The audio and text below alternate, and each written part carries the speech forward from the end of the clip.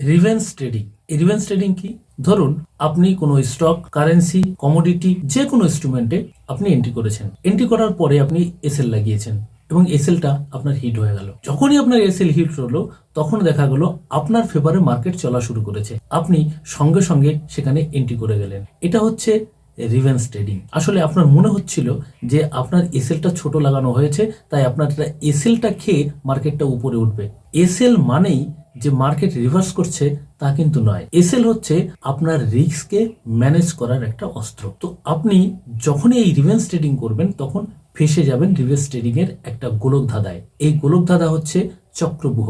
এই চক্রব্যূহতে যদি একবার প্রবেশ করেন তাহলে এই মার্কেট কিন্তু আপনাকে সর্বশান্ত করে দেবে। তাই রিভেন্স ট্রেডিং থেকে সব সময় দূরে থাকবেন। যদি আমার ইনফরমেশনগুলো আপনাদের ভালো লাগে তাহলে অবশ্যই চ্যানেলটিকে সাবস্ক্রাইব করে রাখবেন। নমস্কার।